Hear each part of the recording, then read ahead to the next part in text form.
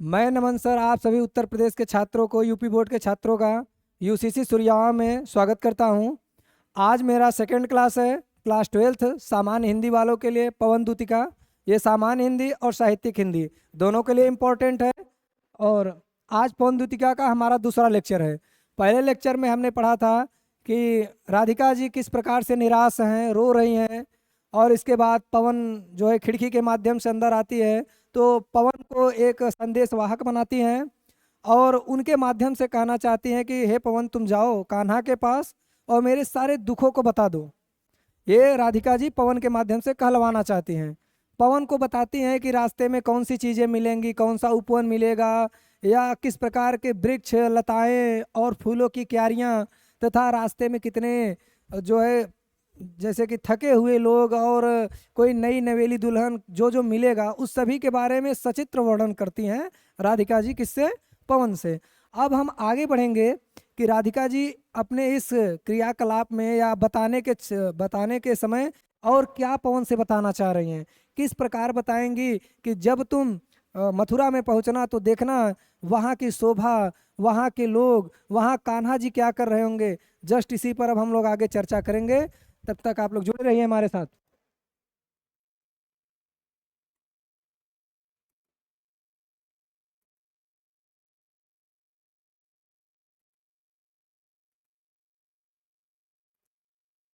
तो हमारा पेज खुल चुका है।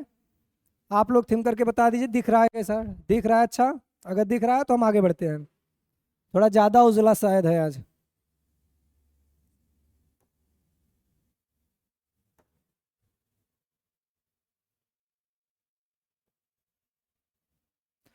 तो देखिए राधिका जी क्या कह रही हैं कान्हा जी के लिए कि राजाओं सा सिर पर लसा दिव्य पीड़ होगा, शोभा होगी उभय श्रुत में स्वर्ण के कुंडलों की, नाना रत्ना कलित भुज में मंजू के यूर होगा, मोतीमाला लसित उनका कंभ सा कंठ होगा।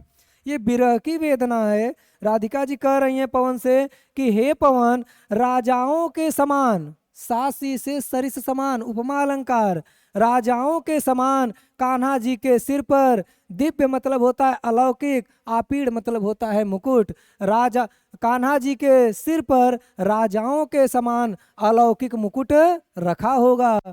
राधिका जी पवन से कहती हैं कि हे पवन, राजाओं के समान कान्हा जी के सिर पर अलौकिक मुकुट रखा होगा और शोभा होगी उभय श्रुति में स्वर्ण के कुंडलों की। उभय मतलब क्या होता है? उभय मतलब होता है दोनों। जैसे उभयचर होता है ना मेंढक, वो पानी में भी चल सकता है और धरती पर भी। तो उभय मतलब होता है दोनों। श्रुति मतलब होता है कान। कुंडल मतलब होता है कान में जो बाला पहनते हैं, बाली पहनते हैं, उसे कुंडल कहते हैं। तो शोभा होगी उभय स्वर की स्वर्ण के कुंडलों की। कान्हा राधिका जी बता रही हैं कि कान्हा जी के दोनों कानों में स्वर्ण के कुंडल लटक रहे होंगे। राधिका जी बता रही हैं कि कान्हा जी के दोनों कानों में स्वर्ण के कुंडल लटक रहे होंगे या शोभा प्राप्त कर रहे होंगे। नाना रत्ना कलित भुज में मंजू केयूर होगा। मंजू मतलब होता है सुंदर और केयूर का मतलब होता है बाजूबंद। नाना मतलब होता है अनेक, रत्ना कलित मतलब होता है रत्नों से जड़ित। कान्हा जी के भुजाओं में अनेक रत्नों से जड़ित, कान्हा जी के भुजाओं में अनेक रत्नों से जड़ित सुंदर बाजूबंद होगा। कान्हा जी के भुजाओं में अनेक रत्नों से जड़ित सुंदर बाजूबंद होगा। मोती माला लसित कंभूसा कंठ होगा। मोतियों के माला से लसा हुआ उनका कंठ कंभू अर्थात शंख के समान होगा। मोतियों के माला से लसा हुआ कान्हा जी का कंठ शंख के समान होगा। कंठ अर्थात यह जो ठुड्डी होता है वो उनमें नहीं दिखेगा, ऐसा बताना चाह रही हैं राधिका जी। आगे देखिए, इन सभी में आपको पहले मैं बता दिया था एक अलंकार विद्यमान है, मंदक्रांता छंद है, उपमा अलंकार हर एक में लगभग लगभग है। और इसमें देखिए किसी में एक एक शब्द दो बार आया है, जहां दो बार आ जाएगा वहां कौन सा अलंकार? अनुप्रास अलंकार हो जाएगा। वियोग श्रृंगार है, यही है। आगे देखिए, तेरे में है न यह गुण जो तू व्यथा सुनाए। व्यापारों को प्रखर मति और युक्तियों से चलाना, बैठे जो हो निज सदन में मेघ सी कांति वाले। बैठे हो जो निज सदन में मेघ सी कांति वाले, तो चित्रों को इस सदन के ध्यान से देख जाना। तेरे में यह है न गुण जो तू व्यथा को सुनाए। देखिए राधिका जी बहुत दुखी हैं, तो वो पवन से क्या कहते हैं कि तेरे में है यह न गुण जो तू व्यथा को सुनाए। हे पवन, तुम में यह गुण ही नहीं है जो मेरे कथा मेरे पीड़ा को जाकर कान्हा जी को सुना दो।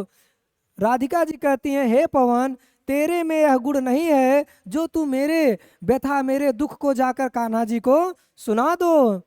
व्यापारों को प्रखर मत और युक्तियों को चलाना। तो राधिका जी कहती हैं कैसे बताओगी तुम कान्हा जी को मेरे विषय में? अपने व्यापारिक तेज बुद्धि को युक्तियों से चलाना, अपने व्यापारिक तेज बुद्धि को युक्तियों से चलाना। कैसे चलाना? बैठे हो जो निज सदन में मेघ सी कांति वाले।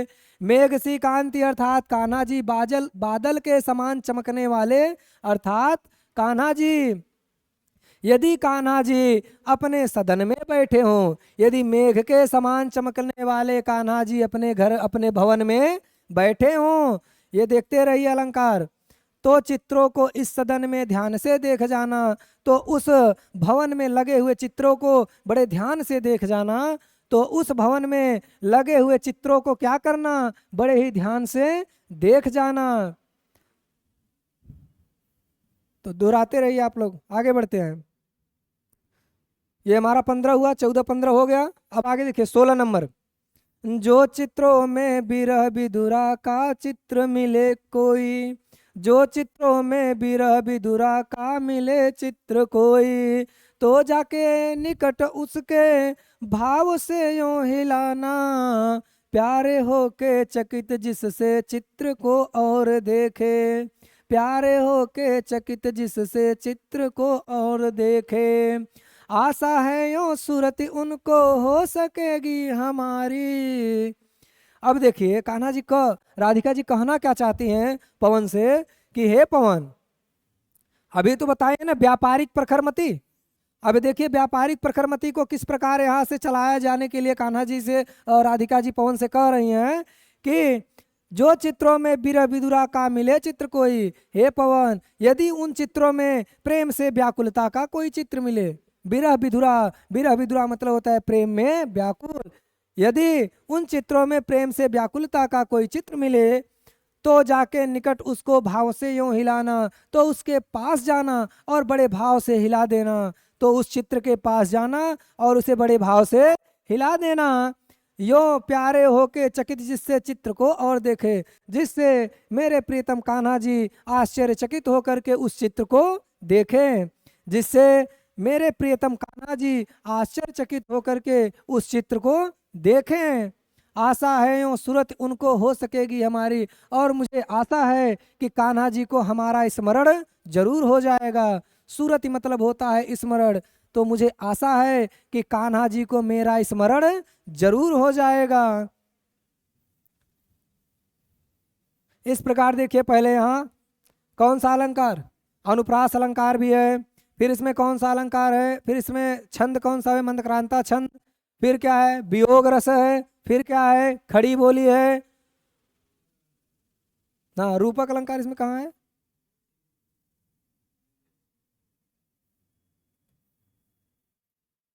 आगे बढ़िए देखते हैं। 16 हुआ, 17 नंबर देखिए। जो कोई इस सदन में चित्र उद्यान का हो, जो कोई इस सदन में चित्र उद्यान का हो, अहो प्राणी विपुल उसमें घूमते बावले से, तो जाके सन्निकट उसको औ हिला के उसे भी, देवात्मा को सुरत ब्रज के व्याकुलों की कराना। जाके जो कोई भी इस सदन में चित्र उद्यान का हो। देखिए राधिका जी कह क्या रही हैं कि हे पवन, तुम जाना और अगर उस भवन में, सदन मतलब भवन, यदि उस भवन में कोई बगीचे का चित्र दिखाई दे, उद्यान मतलब क्या होता है? बगीचा। उद्यान मतलब क्या होता है? बगीचा। जो कोई उस भवन में बगीचे का चित्र दिखाई दे, अहो प्राणी विपुल उसमें घूमते बावले से, और उसमें विपुल मतलब होता है बहुत से, और उसमें बहुत से प्राणी पागल होकर के घूम रहे हों। यदि यदि इस उस सदन में कोई बगीचे का चित्र दिखाई दे और उसमें बहुत से प्राणी क्या हों? पागल होकर के घूम रहे हों, तो जाके सन्निकट उसको भाव से यूं हिलाना, तो उस चित्र के पास जाना और उसे भी बड़े भाव से हिला देना। देवात्मा को सूरत ब्रज के व्याकुलों के कराना, देवात्मा कान्हा जी को ब्रज के व्याकुलों का स्मरण करा देना। हे पवन, उस देवात्मा कान्हा जी को ब्रज के व्याकुलों का सूरत स्मरण करा देना। हम आगे बढ़ते हैं। यहाँ देखिए है ना अलंकार कौन सा?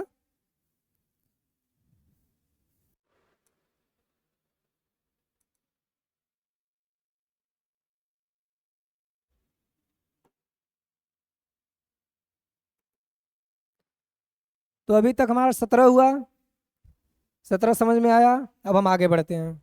राधिका जी भी क्या बता रही हैं कि जब तुम जाओगी तो तुम्हारे में तो पहली बात, तुम एक कला ही नहीं है जो मेरी बात को तुम कान्हा जी तक पहुंचा लो। इसलिए तुम क्या करना, अपने व्यापारिक प्रखरमति को चलाना। यदि कान्हा जी किसी भवन में बैठे हों तो वहाँ चित्र लगा होगा ना, तो चित्रों को हिला देना। कभी कभी ऐसा होता है कि हमें अगर किसी का स्मरण आए और अगर उसकी दी हुई कोई चीज़ हमारे सामने रखी हो, अचानक हम उसे देख लें, तो क्या होता है, हम उसकी यादों में खो जाते हैं कि ये वस्तु हमको जब मिला था तो उस प्रकार किस प्रकार का जो है माहौल था, ये सब चीज़ें याद आने लगती हैं। तो एक राधिका जी कह रही हैं कान्हा जी से कि अगर कोई चित्र दिखाई देगा वहाँ बगीचे का, तो क्या करना, उसको जा करके थोड़ा सा हिलाओगी तो हाँ ब्रजवासियों का स्मरण हो जाएगा कान्हा जी को। अब देखिए आगे क्या कहती हैं कि कोई प्यारा कुसुम कुमला गेह में जो पड़ा हो, कोई प्यारा कुसुम कुमला गेह में जो पड़ा हो, तो प्यारे के चरण पर ला डाल देना उसी को, यो देना ये पवन जतला फूल सी एक बाला, यो देना ये पवन बतला फूल सी एक बाला, मलाना हो कमल पग को चूमना चाहती है, कोई प्यारा कुसुम कुमला गेह में जो पड़ा हो। देखिए राधिका जी क्या कह रही हैं कि यदि कोई, हे पवन, यदि कोई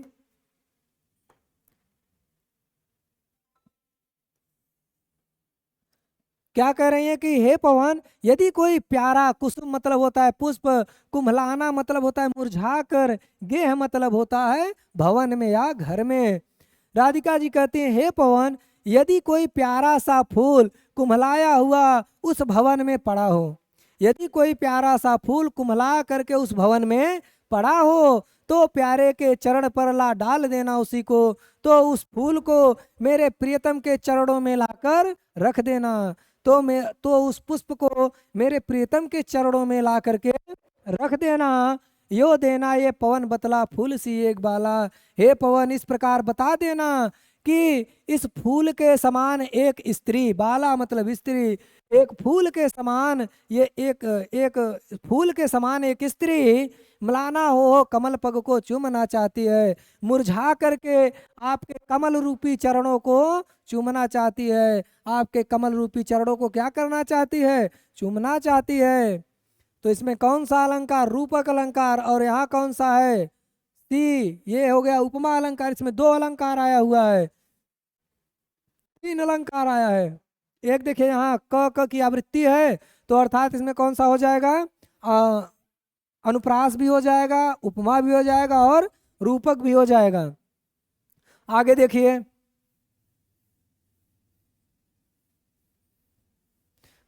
जो प्यारे मंज उपवन या वाटिका में खड़े हों, यदि मेरे प्रियतम, जहाँ भी प्यारे लगेगा वहाँ प्रियतम शब्द का प्रयोग होगा। यदि मेरे प्रियतम किसी सुंदर वाटिका या उपवन में खड़े हों, यदि मेरे प्रियतम किसी सुंदर वाटिका में खड़े हों, छिद्रों में जा क्वणित करना बेड़ से कीचकों को। अब देखिए पहले इसमें कुछ शब्दों का अर्थ समझ लीजिए। जैसे क्वणित मतलब होता है बजाना, क्वणित मतलब क्या होता है? बजाना। बेड़ु मतलब होता है बांसुरी। बेड़ु मतलब क्या होता है? बांसुरी। कीचक मतलब होता है बांस। अर्थ देखिए, छिद्रों में जा क्वणित करना बेड़ु से कीचकों को, तो वहां बांसों के छिद्रों के बीच जाना और उसे बांसुरी के समान बजा देना।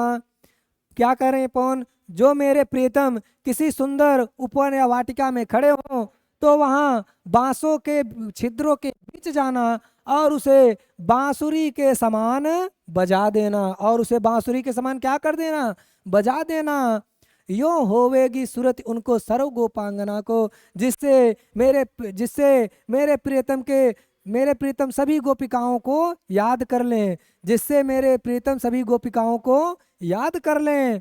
जो है बंसी श्रवण रुचि से दीर्घ उत्कंठिता हो, जो बंसी की ध्वनि सुनने के लिए अत्यधिक उत्साहित रहती हैं, जो बंसी की सुंदर ध्वनि सुनने के लिए अत्यधिक उत्साहित रहती हैं। तो इसमें कौन सा अलंकार है? रूप, उपमा, और फिर क्या है? मंदक्रांता छंद है, खड़ी बोली है, और क्या है? आगे बढ़िए। 20, 19, 20, 18, 19 हो गया है, अब हमारा 20 चलेगा। तो देखिए, ला के फूले कमल दल को श्याम के सामने ही, ला के फूले कमल दल को श्याम के सामने ही, थोड़ा थोड़ा विपुल जल में व्यग्र हो डुबाना, यो देना ये भगिन जतला फूल सी एक बाला, यो देना ये बहन जतला फूल सी एक बाला, फूल सी जतला एक अम्भोज नेत्रा, सॉरी यहाँ अम्भोज नेत्रा था, सॉरी सॉरी सॉरी।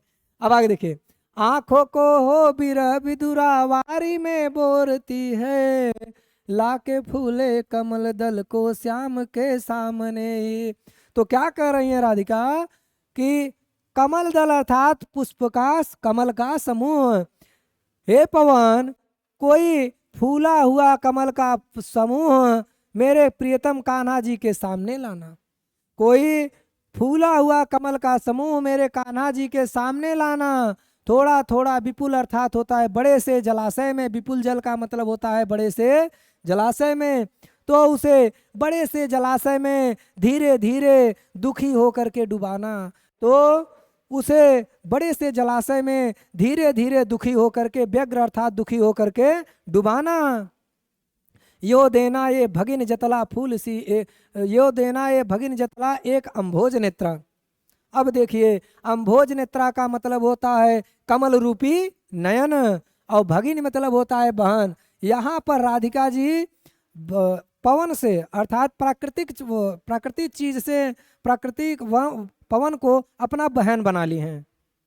मानवीकरण अलंकार का ये सबसे अंतिम रूप है। यहाँ के बाद मानवीकरण अलंकार को क्या ही कर सकते हैं कि पवन को राधिका जी क्या अपनी बहन बना रही हैं। क्या कह रही हैं कि हे पवन रूपी बहन, हे पवन रूपी बहन, तुम जाके कान्हा जी को बताना कि एक कमल नयन रूपी स्त्री, एक कमल नयन रूपी स्त्री आंखों को यूं बिरह विदुरा वारी में बोरती है, अपने आंखों को प्रेम के आंसू में हमेशा डुबोए रहती है।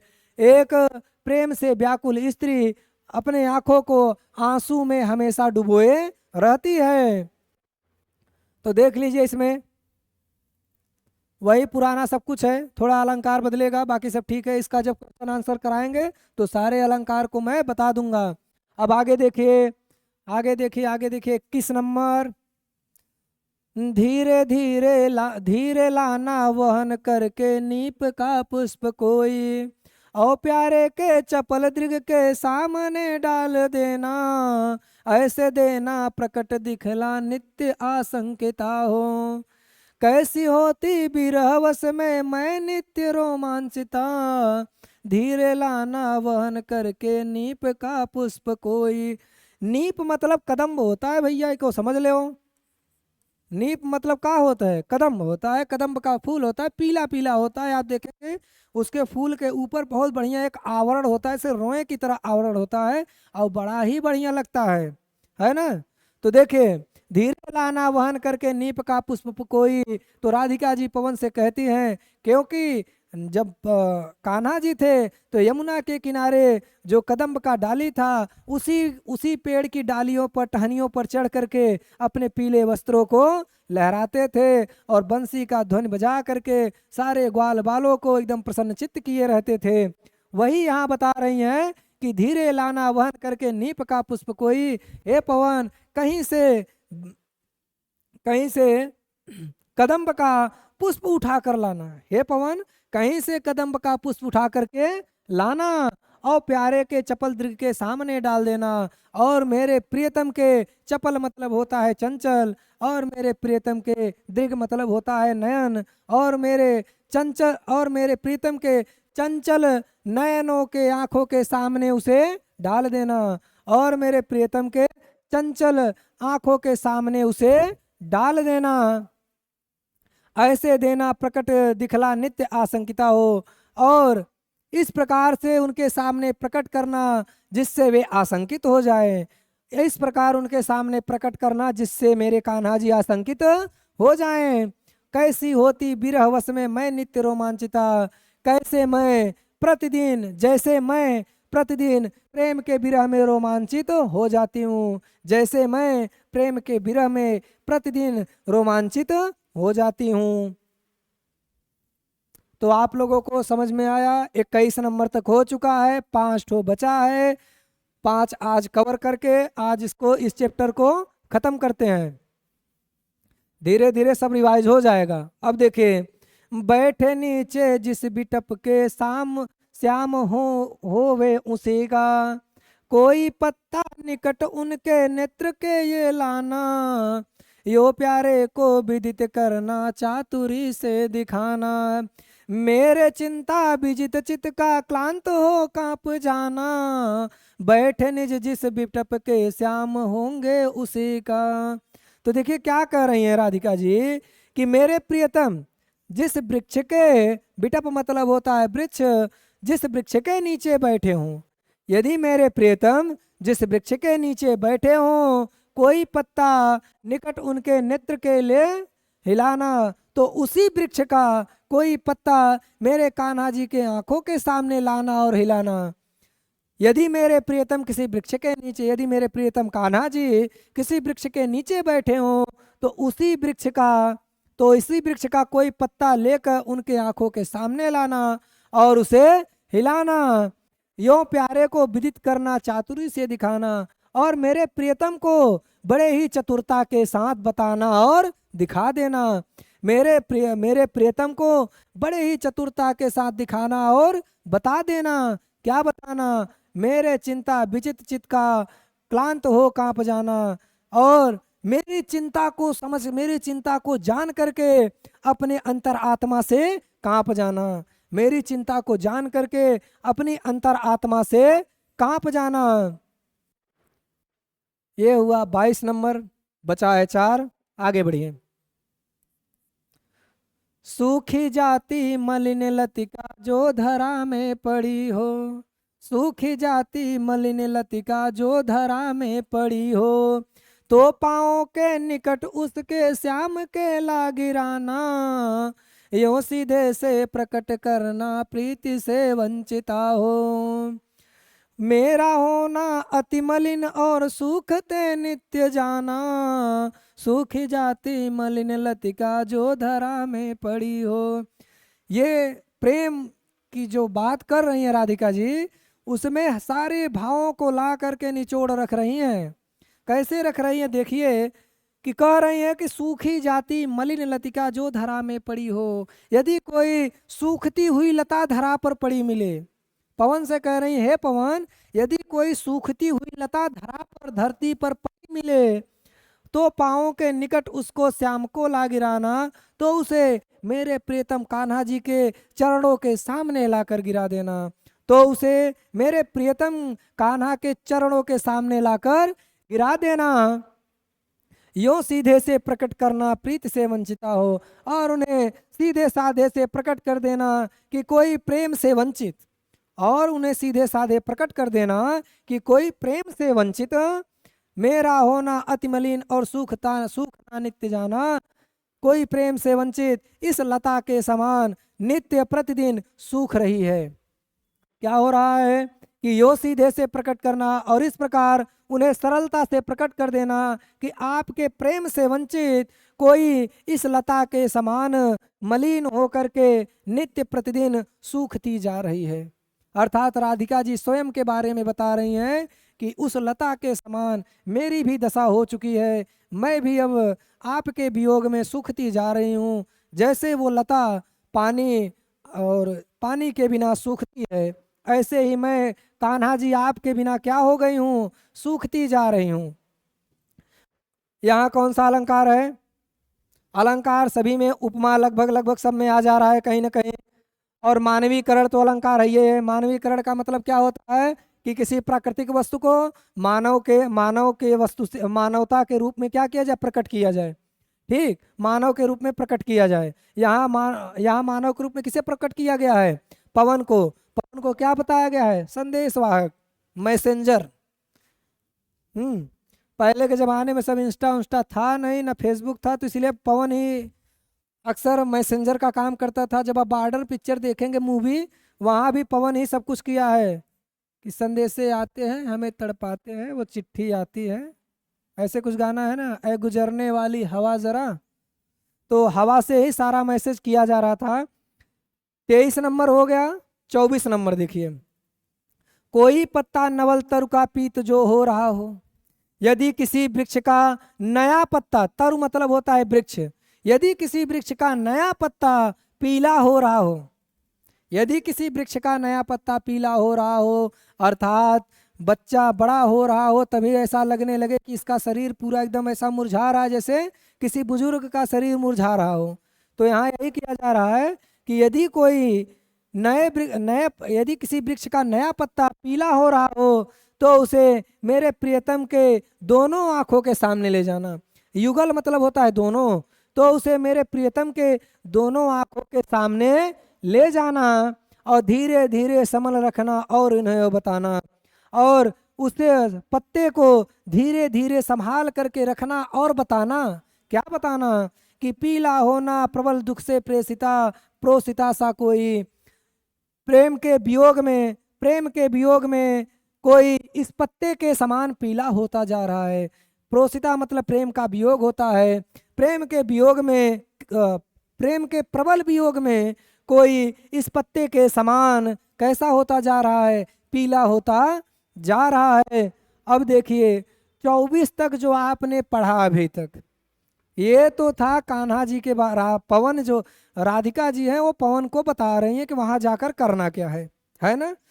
अब जो ये 2 पंक्तियां आने वाली हैं आपके सामने में, मैंने अभी तक जितनी भी कविताएं पढ़ी हैं, ये शायद प्रेम के लिए लास्ट यही है। इसके बाद अगर कोई हमको प्रेम का उपमा देना चाहे तो शायद ही नहीं मिलता है, क्योंकि अभी जब आप पढ़ेंगे, जब इसके अर्थ को समझेंगे, तो आपको भी ऐसा एहसास होगा कि वाकई में कि जो प्रेम होता है वो कितना निस्वार्थ भाव से होता है। राधिका जी पवन से सारी अपनी दुख कथा कान्हा जी के सामने किस प्रकार से जा करके मैसेज को, संदेश को देना है, वो सारी चीज़ों को एक क्रमबद्ध तरीके से बता चुकी हैं। लेकिन राधिका जी को एक बात पता है कि मैं जिस मैसेंजर को, मैं जिस संदेशवाहक पवन को भेज रही हूँ, दूत बनाकर भेज रही हूँ, उसके पास मुंह नहीं है, उसके पास कान नहीं है, उसके पास कुछ ऐसा नहीं जिससे वो जा करके वहाँ किसी शारीरिक क्रियाकलाप के द्वारा बता पाए कि कान्हा जी आपके वियोग में जो राधिका जी हैं वो वृंदावन में बहुत व्याकुल हैं। ये लास्ट पंक्ति आपको बता देगी। हालांकि ये लास्ट पंक्ति बड़ी ही मार्मिक पंक्ति है। तो कहती हैं कि यों प्यारे को विदित करके सर्व मेरी व्यथाएं, यों प्यारे को विदित करके सर्व मेरी व्यथाएं, धीरे धीरे वहन करके पाँव की धूल लाना, थोड़ी सी भी चरण रज जो लान देगी मुझे, थोड़ी सी भी चरण रज जो लान देगी हमें तू, हाँ कैसे तो व्यथित चित्त को बोध मैं दे सकूंगी, यो प्यारे को विदित करके सर्व मेरी व्यथाएं। बड़ी दुखी हैं राधिका जी। कह क्या रही हैं कि हे पवन, हे पवन मेरे प्रियतम को मेरी सारी दुख कथाएं बता करके, हे पवन मेरे प्रियतम को सारी दुख कथाएं बता करके धीरे धीरे बहन करके पांव की धूली लाना, धीरे धीरे ढो करके चरण रज अर्थात पांव की धूली को लाना। और थोड़ी सी भी चरण रज जो लान देगी मुझे तो, और थोड़ी सी भी चरण की धूली ला करके यदि मुझे नहीं दोगी, यदि मेरे प्रियतम के चरण की धूली को थोड़ा सा भी लाकर नहीं दोगी तो क्या होगा। हाँ कैसे, तो व्यथित चित्त को बोध मैं सकूंगी, तो मैं इस दुखी चित्त को, इस दुखी मन को कैसे समझाऊंगी, है ना। तो इस दुखी चित्त को मैं कैसे समझाऊंगी। ये लास्ट पंक्ति देखिए, इस लास्ट पंक्ति का तो कहना ही क्या है। अयोध्या सिंह उपाध्याय जी प्रिय प्रवास की शायद सबसे जो मार्मिक पंक्ति लिखे वो लास्ट वाली ही है। आगे देखिए क्या होता है कि पूरी होवे न यदि तुमसे अन्य बातें हमारी, तो तू मेरी विनय इतना मान ले और चली जा, छू के प्यारे कमल पग को प्यार के साथ आ जा। जी जाऊंगी हृदय तल में मैं तुझी को लगा के, पूरी होवे न यदि तुझसे अन्य बातें हमारी। ये पंक्ति भाई साहब देखिए, इसका अर्थ देखिए, छोड़िए अर्थ देखिए। पूरी होवे न यदि तुझसे अन्य बातें हमारी। राधिका जी कहती है हे पवन यदि तुमसे उपरोक्त मेरी सारी बातें पूरी ना हो, यदि तुमसे उपरोक्त कही गई बातें पूरी न हो, तो तू मेरी विनय इतना मान ले और चली जा। तो मेरी इतनी विनम्र प्रार्थना मान ले और यहाँ से जा, यहाँ से जा करके हे पवन तू मेरी विनय प्रार्थना को मान लो और यहाँ से चली जाओ। छू के प्यारे कमल पग को प्यार के साथ आ जा। मेरे प्रियतम के चरण कमल रूपी चरणों को छू करके तू वापस आ जा। मेरे प्रियतम कान्हा जी के कमल रूपी चरणों को छू करके वापस आ जा। जी जाऊंगी हृदय तल को मैं तुझी को लगा करके, मैं तुम्हें ही अपने वक्षस्थल से लगा करके जी लूंगी। अब बताइए प्रेम की कौन सी पराकाष्ठा इसको टच कर पाएगी। जो ये कह रही हैं राधिका जी कि आप कान्हा जी को कुछ, आप कान्हा जी के विषय में हमें कुछ मत बता पाइए, परंतु एक काम जरूर कर दीजिए लास्ट कि उनके चरण को छू करके बसा जाओ। मैं इस पवन को ही अपने गले से लगाकर पूरी जिंदगी जी लूंगी, है ना। ये पंक्तियां और ये पद यहाँ जाकर के प्रेम को मौन कर देती हैं कि अब इसके बाद प्रेम की कोई कोई संभावना ही नहीं है, और कोई क्या कहते हैं ना उसे कंपटीशन भी नहीं है, कंपैरिजन भी कोई नहीं कर सकता, तुलना भी कोई नहीं कर सकता, ना समानता ना रूपकता, सब यहाँ जा कर के मौन हो जाती है। इसी पर नए युग के कवि लोग क्या लिखे हैं कि कैसे जला दूं उसकी तस्वीरों को, है ना। इसी पर है लास्ट वाले के कि कैसे जला दूं उसके तस्वीरों को, जिसकी जली हुई सिगरेट को भी मैंने अभी तक संभाल करके रखा है। इस प्रकार का प्रेम है कि आप कहते हैं कि उनके तस्वीर को फाड़ कर फेंक दीजिए। भाई जिसका मैं जला हुआ सिगरेट अभी तक रखी हूँ उसकी तस्वीर को कैसे फाड़ सकती हूँ। इसी पर एक आधारित बहुत पुरानी किंवदंती है, कोई राइटर लिख करके गया है कि जाने दीजिए। अब इतना ही, आज के लिए बस इतना ही। आपको ये क्लास कैसा लगा? अगर अच्छा लगा हो तो लाइक करिए, अपने दोस्तों के साथ शेयर करिए, और प्लस उस इसी परिवार को भी थोड़ा आगे ग्रोथ करना है ना, तो आप ग्रोथ कराइए और चैनल को सब्सक्राइब करिए। बहुत बहुत धन्यवाद।